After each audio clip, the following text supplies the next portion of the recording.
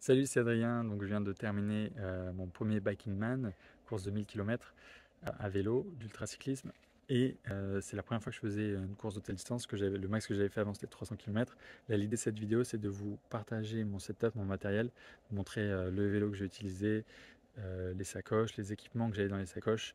Voilà, vous partagez ce que j'ai aimé, ce qui m'a été utile. Dans l'ensemble, 90% de ce que j'ai pris m'a été utile, donc c'était déjà un très bon setup. C'est pas forcément le setup ultime, hein, il y en a qui sont bien meilleurs que moi, qui sont allés bien plus rapidement. Mais disons que voilà, pour une première expérience en Bikeman, ça m'a permis vraiment de bien rouler, bien avancer. J'ai pris le temps de dormir, j'ai pris le temps de bien profiter, les paysages étaient magnifiques. J'ai pris le temps de bien me ravitailler, de manger aussi. Donc voilà, ça m'a permis de terminer ce Bikeman en un petit peu plus de 3 jours. Vraiment super expérience, je suis très content du setup. Donc voilà, je vous partager ça, j'espère que ça pourra vous aider, vous donner des idées. Si vous avez fait un Biking Man, ben, je suis voilà, peut-être confronter votre matériel avec ce que j'ai pris. Et si vous réfléchissez à faire une course Biking Man ou un autre ultra, ben, j'espère que ça peut vous aider à voilà, choisir votre matériel. Allez, je vais commencer par vous montrer mon vélo et après on va ouvrir les sacoches une par une et je vous expliquerai tout le matériel que j'ai emporté. Voilà le vélo qui vient de terminer la course, donc il n'est pas encore lavé, il y a encore les sacoches dessus, c'est vraiment exactement comme j'ai roulé pendant la course. Donc le modèle c'est un Villiers 0 SLR, c'est un modèle plutôt typé montagne. Bon, c'est mon vélo, donc j'ai pris celui que j'avais. Vraiment j'adore ce vélo, il est top, il est polyvalent. Les roues c'est des DT Suisse 1400, donc c'est les roues que j'ai aussi. C'est des roues en 35 mm, donc c'est là aussi assez polyvalent. Voilà, donc c'est pas le vélo le plus aéro, mais c'est un vélo qui est assez léger et polyvalent et qui permet de bien faire de la montagne. Ensuite sur le groupe, donc, je suis en Shimano Dura-Ace DI2, groupe électrique. J'ai pas eu besoin de recharger en cours, donc j'avais peur de ça. L'autonomie c'est environ en théorie 1000 km. Mais voilà, j'ai eu 1000 km, il reste encore de la batterie, j'aurais pu rouler plus, donc pas de souci à ce niveau-là. Le plateau, on est en 50-34 et la cassette en 11-34. Donc voilà, ça c'est top, ça permet quand même d'être très polyvalent avec ça et c'est parfait pour la montagne.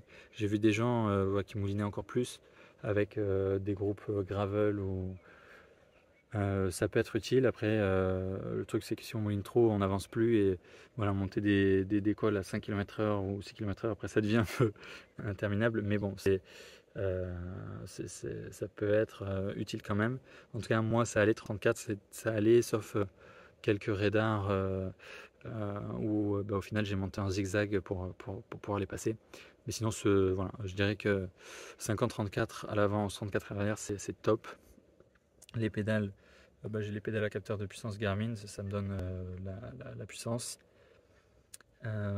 Ensuite on remonte un petit peu, donc au niveau de l'eau j'avais deux bidons, un bidon de 0,5 litres très compact, la Zefal. Ce qui est bien c'est que ça tient même sous des plus grosses sacoches de cadre, et là un bidon 750 et donc c'était minimum 1,5 litre obligatoire. Donc j'avais aussi une flasque dans une poche de mon maillot de 0,5 litres, donc en tout j'avais 1 litre 750. Ça allait, mais en final ça aurait été peut-être bien d'avoir 2 litres, voire 2 litres 5. Parce qu'il a quand même fait chaud et voilà, j'étais pas toujours sûr de trouver de l'eau. Donc ça, au final, il n'y a pas eu de problème, et disons que ça aurait enlevé un peu de stress et j'aurais eu moins à m'arrêter en ayant plus d'eau. Ensuite, les freins, bon, c'est des Dura-Ace aussi, très bien. C'est avec les plaquettes ventilées. Moi, ça fait plusieurs années que je roule avec ça et je trouve que vraiment ça freine très bien dans l'école, même chargé avec le poids des sacoches en allant vite, tout ça. Ça permet de vraiment avoir un freinage très puissant et continu et précis, donc vraiment c'est des freins excellents. Les roues, c'est des DT Suisse 1400 35 mm. C'est assez polyvalent, voilà, c'est plutôt typé montagne, mais assez polyvalent. Les pneus, c'est des Continental Grand Prix 5000 en tubeless et en 28 mm. Par contre, je recommanderais plutôt de mettre du 32 pour la Corse, parce que il y a vraiment des routes qui secouent assez fort. Donc déjà, moi avant j'étais en 25, donc de passer en 28, ça m'a fait gagner du confort. Mais en fait, j'aurais dû, voilà, si j'avais su avant, j'aurais mis plus large encore. Ensuite, au niveau du cockpit, j'ai mis des prolongateurs. Voilà. Après, pour la Corse, vu que c'est très gros dénivelé, il y en a qui pensaient que c'était pas utile. Je pense qu'on peut faire sans, mais moi j'aime beaucoup. Je trouve que, j'aime bien cette sensation de rouler avec des prolongateurs. J'ai l'impression d'être très rapide et je suis un peu plus rapide. En fait, je trouve que ça a aussi un gros intérêt en ultra, c'est changer la position en fait. Ça permet vraiment de varier, de pas trop appuyer sur les poignets, en fait, de changer la position. Et voilà, juste de changer de position, ça évite de rester trop longtemps et d'avoir des douleurs après qui deviennent, on va dire, difficilement supportables, quoi. Donc ce que j'ai dû faire, c'est installer. En fait, vu que mon cockpit là, c'est un cintre aéro, j'ai dû passer par une société qui s'appelle Aeroplug, qui fabrique en 3D voilà, des adaptateurs sur lesquels on peut venir installer ces prolongateurs. Donc c'est du beau travail. Après, c'est sûr que ça fait un peu stock, ou je sais pas comment dire, niveau esthétique, c'est pas incroyable, mais voilà, c'est top de pouvoir mettre ces prolongateurs. Donc la marque, c'est Profil Design, et là, c'est ces modèles ASC, et donc ils ont une forme ergonomique, quoi. Donc c'est vraiment très confortable et agréable. Quand je me mets dessus, j'ai l'impression d'être chez eux. Ensuite, on continue le tour du cockpit. Le GPS, donc Garmin 1050. Excellent GPS, sauf l'autonomie pour l'ultra. Donc en fait, voilà, il est trop bien, mais je ne recommanderais pas pour l'ultra parce qu'il fallait le. J'ai eu à le charger plusieurs fois, donc enfin pas de problème, mais c'est juste que ça fait encore un truc de plus à charger. Là en plus, je pouvais pas le charger en roulant parce que j'avais pas de la place entre le cintre et le port de charge qui se trouve. Donc je pouvais le charger quand j'étais arrêté. Voilà, donc enfin bon, c'est pas très grave, mais c'est un truc en plus à charger. Ça, en plus du téléphone, en plus des lumières, ça fait beaucoup de choses, quoi. Lumière avant, c'est une Lesin 13000 XL, donc ça fait pas mal d'années que je l'ai. Ça fait le taf. Je pense qu'il y a mieux en autonomie, mais pour moi ça suffit. Je l'ai rechargé une fois pendant 4 heures. Et après, j'ai pas non plus roulé toute la nuit entière. C'est pas que je pense que ça suffit, mais elle est top quand on met en mode voilà, pleine puissance. Vraiment, c'est un phare. Enfin, j'ai même pas besoin de la mettre en pleine puissance en général, quoi. Après, pour les descentes, c'est top d'avoir vraiment beaucoup de puissance. Et sinon, les montées, je mets minimum et ça suffit. Ok, maintenant on va passer aux sacoches. J'ai 4 sacoches. Une sacoche de sel Zefal. Là, c'est où j'avais mis tous mes équipements de sommeil et de froid. Une sacoche sous la selle, c'était quelques accessoires et on va dire équipements hygiène, crème solaire, stick à lèvres, crème chamois. Là, cette sacoche, c'était nourriture, bar, gel. Cette sacoche de cadre, c'était aussi boisson et tout le matériel de réparation. Plus le matériel électrique, les câbles, tout ça, la batterie à recharger. L'erreur que j'ai fait, c'est que j'ai tout mis en vrac et en fait, c'était un peu galère. Enfin, j'ai perdu du temps la nuit à trouver des trucs, à oublier des affaires. Voilà, je pense qu'il faudrait mieux organiser en fait l'intérieur et vraiment mettre par exemple dans des sachets un peu congélation zippés là, la catégorie de matériel, comme ça évite de perdre du temps à fouiller dans la sacoche quand tout est en vrac. À l'arrière, ouais, la lumière, c'est un Lesin Strip, franchement j'adore. Ça fait plusieurs années que je l'ai, ça marche sans problème. Par contre l'autonomie est un peu faible, donc j'ai eu à la recharger et ce qui s'est passé c'est qu'en cours de route, chaque nuit où j'ai utilisé, après elle passait en mode économie d'énergie où c'est un petit flash clignotant. Donc ça allait, mais disons que ça rend pas super confiant de savoir que il nous reste encore, je sais pas, quelques heures à rouler et qu'elle est déjà en mode économie d'énergie, quoi. Voilà, donc à voir peut-être pour trouver. Après, vu qu'elle a plusieurs années, peut-être que la batterie est juste abîmée, mais sinon il y a peut-être des lumières arrière avec plus d'autonomie.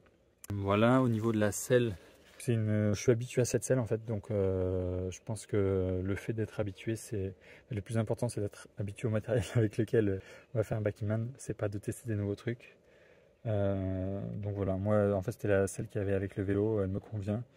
Moi elle va très bien. Après voilà, j'ai vu des gens avec des selles plus spécifiques, des selles 3D, ça à voir. Mais en tout cas moi, utiliser la selle et le cuissard dont j'ai l'habitude, ça a très bien fonctionné pour moi en mettant la crème chamois. Bien sûr à la fin j'avais un peu voilà, mal aux fesses, mais c'était tout à fait acceptable. Donc voilà, c'est le tour du vélo et maintenant on va voir en fait ce qu'il y a à l'intérieur de chaque sacoche. Donc là c'était tout le contenu de ma sacoche de selle, donc c'était le contenu nuit et froid, tout l'équipement voilà, pour pouvoir rouler la nuit et résister au froid. Je pensais avant de partir que tout ça allait être peut-être un peu superflu. Au final j'étais vraiment content parce que j'ai quasiment tout utilisé et notamment empiler toutes les couches pendant certaines descentes. Donc j'étais très content d'avoir tout ça. Je vais vous détailler exactement ce qui m'a servi ou non et quand et pourquoi. On va commencer avec les gants longs. Donc là, je dirais que en fait, ça j'aurais pu m'en passer. Ça m'a servi dans une longue descente. Mais de manière générale, j'ai pas trop froid aux mains, sauf vraiment l'hiver où ouais, si vraiment il pleut et tout ça. Mais voilà. Là, vu qu'on n'a pas eu de pluie, tout ça, j'aurais pu. Je les ai utilisés, mais franchement, je m'en suis servi 30 minutes ou non, allez, 1 heure sur l'ensemble de la course. Donc j'aurais pu faire ça. Ensuite, j'ai pris des couvre-chaussures étanches. Donc là, l'idée c'était en cas de pluie, protéger les chaussures pour avoir un peu moins froid aux pieds. Il n'a pas plu, donc en fait, je les ai pas mis. Je m'en suis pas servi. Après, je sais pas si je les reprendrai. Je pense que c'est utile vraiment, voilà, s'il pleut beaucoup et qu'il fait froid la nuit en descente, mais c'est pas indispensable, je pense. Ensuite, une paire de jambières. Donc là, pareil, d'habitude, les jambières, moi, j'arrive pas vraiment besoin. Je trouve que voilà, dès que ça monte un peu en cuissard court, même s'il fait froid, on peut se réchauffer. Mais là, au final, j'étais très content de les avoir parce que la nuit, avec la fatigue, tout ça, c'est pas comme faire une sortie de 3 heures où on force plus. C'est voilà, la nuit, quand on est fatigué, c'est important d'avoir chaud parce que sinon on perd pas mal d'énergie pour rien, juste avec le froid. Donc les jambières, je dirais, c'est vraiment indispensable. Ensuite, le sous-maillot. Donc là, c'est un sous-maillot Ekoi Outlast. Vraiment, je l'adore aussi. C'est un très bon, très bon équipement. Ça tient vraiment chaud, mais sans faire transpirer. Enfin, ça donne pas. Enfin, j'ai jamais été trempé avec, même en montée. Voilà, on peut forcer un peu, c'est vraiment bien. Je dirais que voilà, de 0 à 15 degrés, c'est vraiment parfait, quoi. Après, on peut peut-être là le garder un petit peu plus, mais ouais, voilà, je pense que là où ça marche le mieux, c'est de 0 ou même de -5 à 15 degrés. Après, moi, j'ai jamais roulé vraiment dans des températures négatives, donc je sais pas. Mais là, en tout cas, pour le Backingman, on a eu, je pense, des fois des descentes où il faisait peut-être entre 5 et 10, et avec la vitesse, le froid et la nuit, enfin, voilà, ça allait, bien sûr avec les équipements que j'avais en plus par-dessus, mais en tout cas, c'était une très bonne couche de base. Ensuite, un petit tour de cou, je m'en suis pas servi, ça je le prends, c'est des fois j'ai un premier tour de cou que je mets, on va dire, jusqu'aux oreilles et un autre que je mets comme un bandeau autour de la tête pour tenir sur la tête, mais là vu qu'on avait la gapette, j'en ai pas eu besoin. Ensuite la veste, donc ça c'est ma veste de nuit, c'est un modèle Van Rysel qui est réfléchissant, donc ça c'est top pour être très visible la nuit, pour la sécurité. C'est un modèle un peu couvant mais qui est assez fin, donc les manches elles tiennent, elles laissent passer l'air, c'est pas le modèle qui tient le plus chaud, mais c'est bien, c'est un modèle couvant et c'était très bien par-dessus le sous-maillot, quoi. C'est un très bon combo, ça permet de rouler, monter et descendre sans avoir froid. La plupart du temps la nuit et tôt le matin, quoi. Ensuite la doudoune, donc ça j'avais un peu, je me disais bon, est-ce que j'en ai besoin?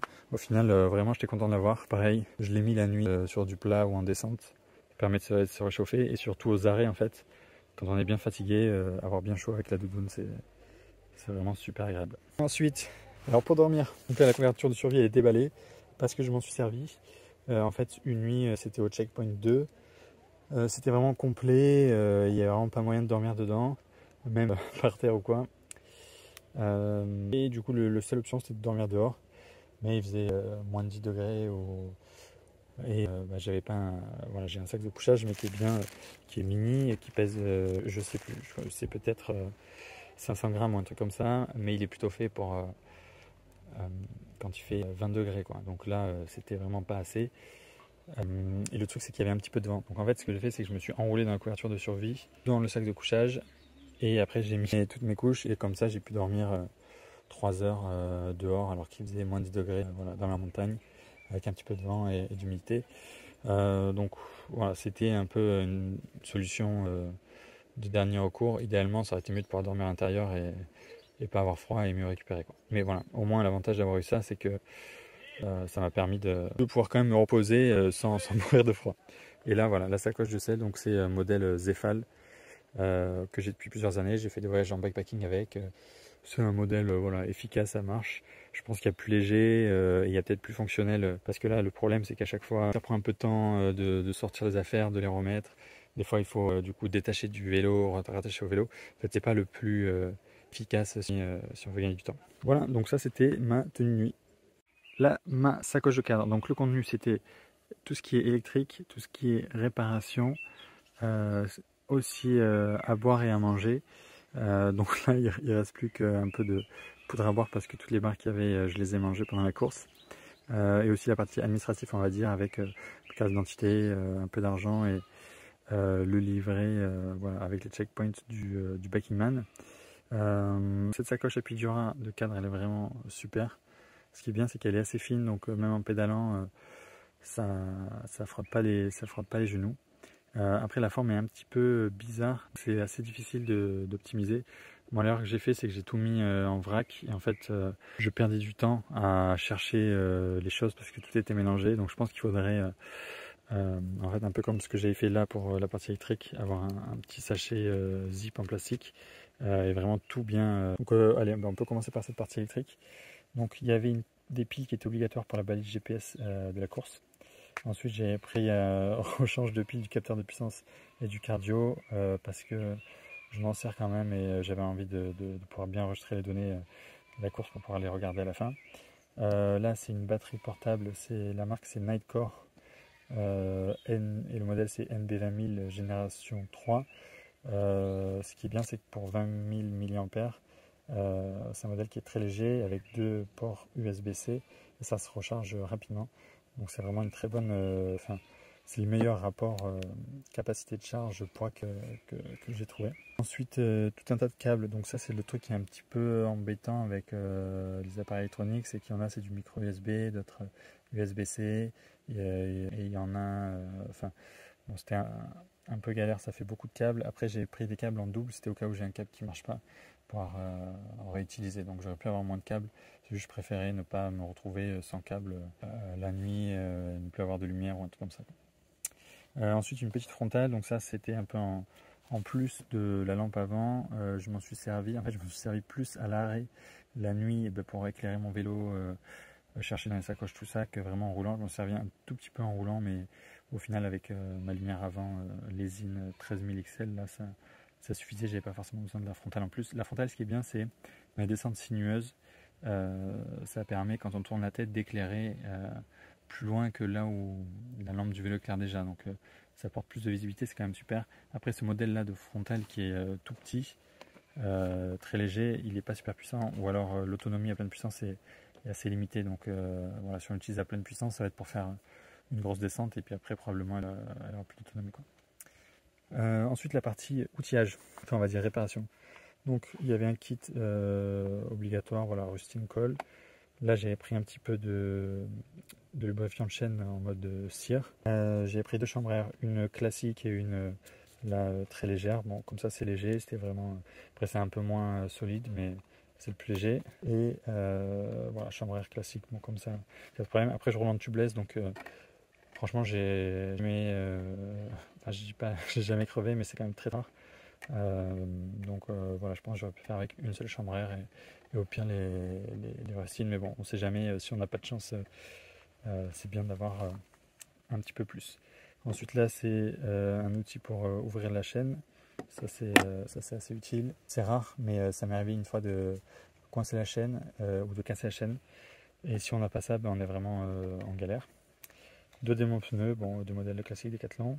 Là, c'est des mèches tubeless, c'est des mèches pour route. Faire attention parce qu'il y a aussi des mèches pour VTT, mais en général, c'est trop gros pour les pneus route. Donc, ouais, c'est un peu galère. Bon, là, j'ai pris un sachet de boisson, c'était bien, mais trop gros, donc j'ai pas tout bu, j'aurais pu en prendre moins. Là, le livret Biking Man, ma carte d'identité, des espèces, très important d'avoir des espèces. Moi, je dirais, là, pour un truc comme le Biking Man, avoir au moins 200 €, ça peut servir. Moi, j'ai pris que 100, malheureusement, j'ai pu payer en carte. Mais si je m'étais arrêté quelques endroits qui ne prennent pas la carte, ça aurait été peut-être un peu chaud, ou si j'avais voulu aller à l'hôtel par exemple. Donc voilà, c'était ce qu'il y avait dans ma sacoche de cadre pour la partie électronique, réparation et alimentaire. Là, c'est ce qu'il y avait dans mes 2 petites sacoches. Donc la sacoche qui était en haut du cadre, juste sous la selle, c'était la sacoche, j'allais dire, hygiène. Donc j'avais pris un paquet de mouchoirs, la crème chamois à sauce. D'habitude j'en mets pas, j'en ai pas besoin, mais là pour plusieurs jours je suis très content d'en avoir mis. Ça a vraiment limité les irritations et m'a permis de vraiment avoir assez peu de douleurs et d'irritations, même après plus de 50 heures de vélo, donc vraiment ça a bien fonctionné. Du stick à lèvres, donc à la fois protection solaire et à la fois pour protéger les lèvres, ça je trouve c'est indispensable parce que plusieurs jours en passant voilà, des heures dehors avec le soleil, le vent, le froid, le chaud, c'est très, très utile. Crème solaire, au final j'en ai pas mis, j'aurais pu en mettre plus, mais c'est vrai que ce qui est marrant avec la crème solaire c'est de devoir s'arrêter et surtout d'avoir les mains toutes grasses après si on peut pas se laver les mains. Donc en fait j'en ai mis vraiment beaucoup le premier jour avant le départ et ça a bien tenu. Voilà, après j'en ai remis une ou deux fois. Ça a permis de vraiment limiter les coups de soleil. Mais c'est bien de... Voilà, idéalement c'est quand même mieux d'en mettre.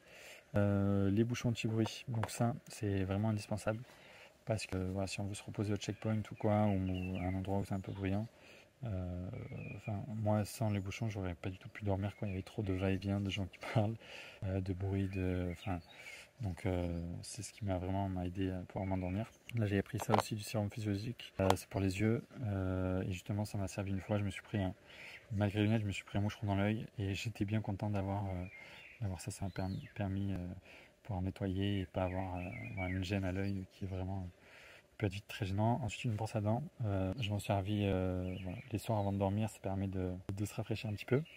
Ensuite dans l'autre sacoche, donc là c'était principalement des gels et des barres, donc là les vides parce que j'ai tout mangé, mais j'avais aussi ma paire de lunettes de vue dans ce petit étui, et si j'avais les lunettes de vue sur moi, je mettais du coup les lunettes de soleil dans ce petit étui.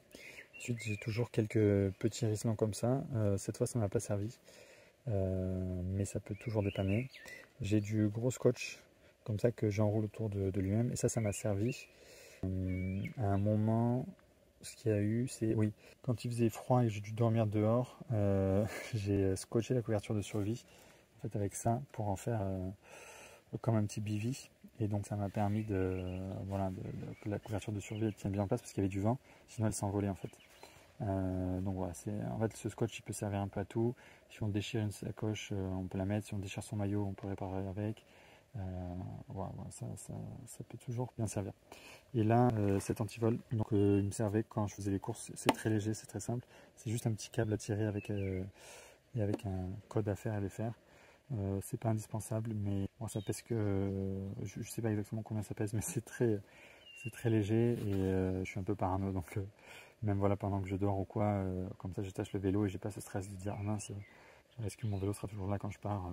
Enfin après c'est juste un petit câble, donc avec une grosse, enfin même une pince coupante, on peut le couper sans problème, mais disons voilà, ça évite que quelqu'un juste passe et parte au courant avec quoi. Voilà, donc ça c'était tout pour mes deux petites sacoches.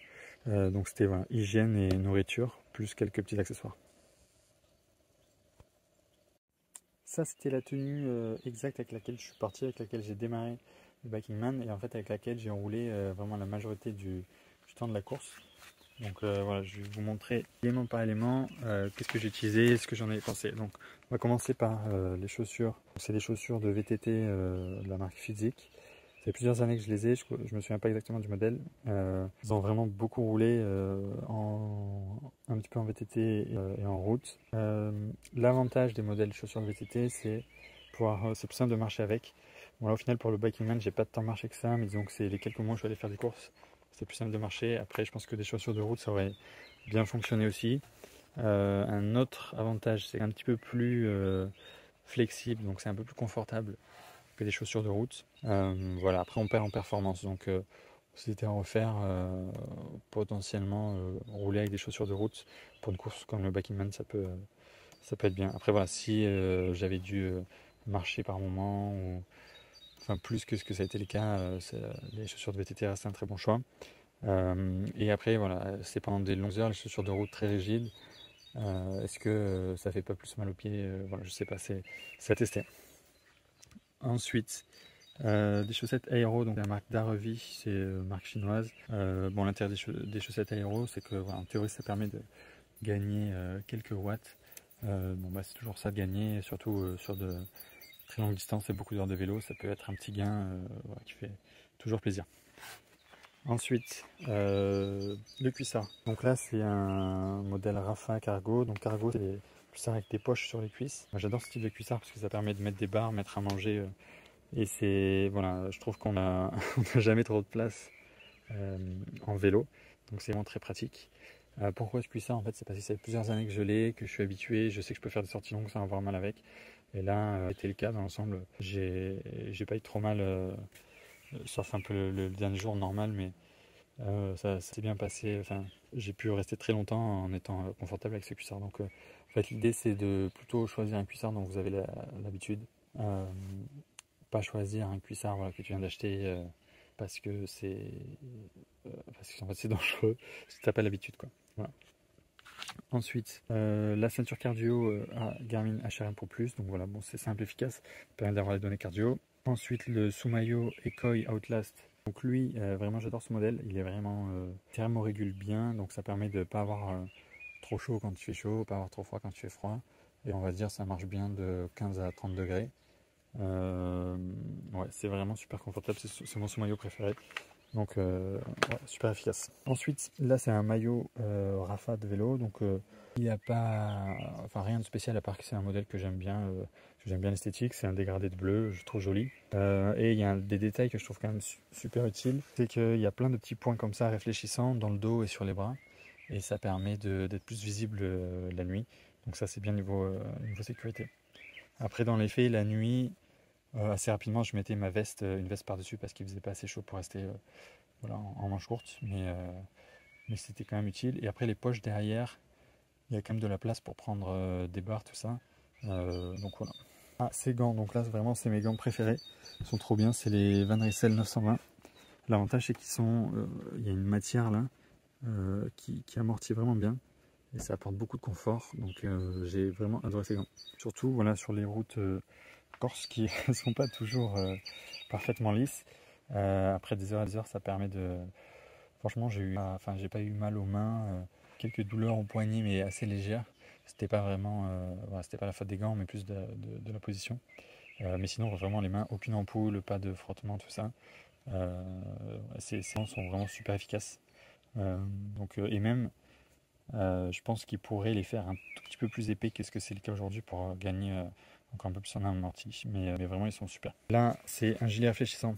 Donc là, c'est en mode harnais. Ça fait voilà, comme une bande à mettre autour de soi. Bon, c'est simple, efficace, léger. On peut bien le régler. Comme ça va pas dans le vent. C'est vraiment, ça reste assez aéro près du corps. Ensuite, dans les poches de mon maillot, j'avais une pompe. J'aurais pu la mettre dans les sacoches, mais c'est vrai que en fait, d'habitude, je roule avec la pompe dans le dos.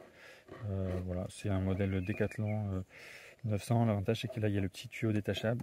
Et en fait, on peut la poser sur le sol et pomper. Ça permet d'aller beaucoup plus vite et de moins se fatiguer qu'une pompe qu'on doit tenir à la main. Donc ça, je trouve ça très très petit. Ça fait pas mal d'années que je l'ai, donc je sais pas si ce modèle existe encore, mais ils ont dû faire évoluer, voilà, à voir. Ensuite, là, un tour de cou, donc de la marque Buff. Là, le tour de cou, pour moi, c'est l'accessoire un peu de base du vélo. C'est super polyvalent. Ça sert pour protéger du soleil, pour réchauffer le cou dans les descentes. On peut même en faire une cagoule si on a trop froid. Sinon, des fois, je le mets autour du poignet et je m'en sers comme une éponge un peu pour m'essuyer le front quand je chaud en montée. Donc voilà, pour moi, c'est indispensable d'avoir un tour de cou. Ça fait vraiment une différence. C'est une veste. C'est un kawaii, on va dire ultra light. C'est ma veste de pluie, donc je l'avais toujours. En fait, je m'en sers aussi en haut d'école. Je la mets comme je m'en sers comme coupe-vent. Donc voilà, pratique, simple, efficace. Bon là, je les laissé plier, très léger, efficace. Je me souviens pas de la marque, mais l'avantage que ce soit transparent, c'est qu'on peut voir ce qu'il y a dessous, si jamais on a un dossard. Voilà, mais en tout cas, pour moi, c'est indispensable d'avoir ça, soit en mode couvent, soit en mode kawaii coupe-pluie comme lui. Là, ça fait 2 en 1. Après, si vraiment il y avait eu des très grosses pluies, je pense que ça aurait été un peu juste. On n'a pas eu de pluie, donc voilà, je l'ai mis. Par contre, le truc qu'il y a, c'est que dans certaines descentes, je me suis fait avoir, j'ai mis juste ça à 100 mètres d'autre épaisseur et en fait, j'ai eu trop froid parce que c'est pas suffisant. Ça coupe pas du froid, quoi. Ça coupe du vent, mais si jamais il fait froid, voilà, ça coupe pas du froid. Donc ça vaut le coup de prendre un peu plus de temps et s'arrêter pour secourir. Ensuite, derrière, des lunettes de vélo et de vue. Donc moi, je porte des lunettes, sinon je mets des lentilles, mais là, sur plusieurs jours, c'est pas possible. Donc en fait c'est une paire de lunettes, il y a des verres correcteurs et les verres sont photochromiques, c'est la marque Julbo. Donc verre photochromique, c'est à dire que ça fonce quand il y a de la lumière, ça devient transparent voilà, quand on est à l'ombre. Donc c'est très efficace. Par contre le transparent il est jamais parfaitement transparent, donc la nuit Au final, j'ai quand même pris mes lunettes de vue pour pas perdre trop de luminosité. Ensuite là, la gapette, moi j'aime pas les gapettes de manière générale, je trouve que pas utile ou enfin, où ça me serre la tête, ça sert trop chaud. Mais là c'était apparemment obligatoire de la mettre sur le Backing Man, parce qu'on avait notre numéro dessus pour être identifiable. Donc bah, je l'ai mis, je l'ai porté, et c'est un modèle Ekoi, et j'étais agréablement surpris. En fait, je l'ai oublié, ça m'a pas gêné, même ça m'a aidé dans quelques descentes où il faisait trop froid. Voilà.